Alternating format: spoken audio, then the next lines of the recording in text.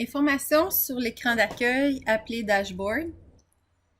Donc, lorsque vous enregistrez sur le web, sur EasyFocus, votre première page sera cette page ici.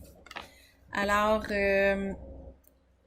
dans le haut de l'écran, complètement à gauche, vous aurez le nom de votre entreprise. Donc, à chaque moment que vous êtes dans d'autres rapports et que vous voulez revenir sur l'écran d'accueil, vous avez simplement à cliquer sur le nom de votre entreprise et vous allez revenir sur l'écran d'accueil. Selon votre profil, vous aurez droit à certains menus. Donc, si je me déplace vers la droite, j'ai plusieurs titres de menus et à l'intérieur de chacun des menus, j'ai des sous-rapports qui font partie de la section. Alors, pour se déplacer dans un rapport, simplement cliquer sur le nom du rapport. Ensuite, au niveau du triangle dans le haut à gauche, si on clique dessus, nous aurons l'information de la dernière mise à jour pour les ventes. Donc, les ventes sont mises à jour à toutes les semaines, le lundi matin pour le Québec. Donc, on voit la dernière semaine qui a été mise à jour et le prochain téléchargement avec la date. Si jamais il y a un message important et que le triangle clignote en rouge, vous aurez simplement à l'ouvrir pour lire la note. Ça peut être une panne momentanée, les inventaires qui ne sont pas à jour, on a eu de la difficulté à faire le téléchargement. Ensuite, nous avons l'information sur la dernière période complétée. Dans l'exemple suivant, on parle de la P4 2021. Donc, dans tous les rapports, lorsqu'on voit l'information sur la période courante, on fait référence à cette période. Ensuite, il y a une fonction pour faire une recherche produit pour tous les produits du marché.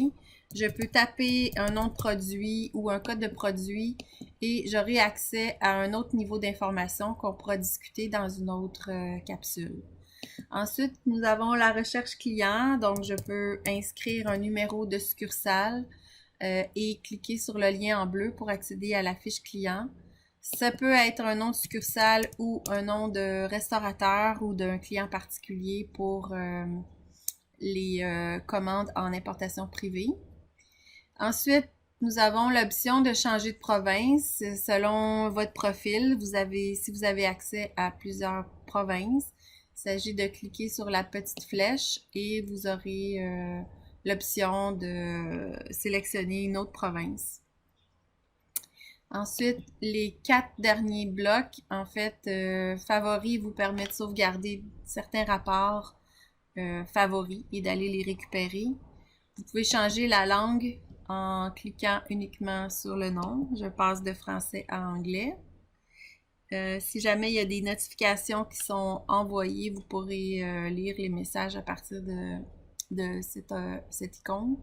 Et le dernier, lorsque vous voulez faire une sortie de votre session, simplement cliquez Logout. Ensuite, à l'intérieur de la page d'accueil, vous pouvez la personnaliser, c'est-à-dire qu'il y a plusieurs rapports qui sont affichés lorsque je me déplace avec la barre de défilement. Vous pouvez choisir l'ordre que chacun des rapports est affiché ainsi que le pourcentage d'occupation sur l'écran. Pour ce faire, simplement cliquez sur les petits carrés à gauche du mot Dashboard. Donc, vous avez accès à tous les rapports et vous pouvez désélectionner ou sélectionner un rapport que vous voulez. Vous pouvez changer l'ordre des rapports en déplaçant le rapport, le mettre dans le haut de l'écran. Vous pouvez aussi ajuster le pourcentage que vous voulez que le rapport représente sur l'écran, donc de 0 à 100%.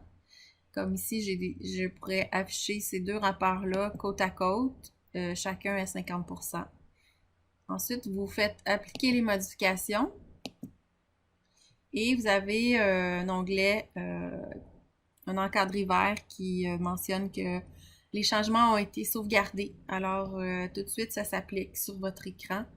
On voit que tous les changements affectés sur les divers rapports sont maintenant à l'écran.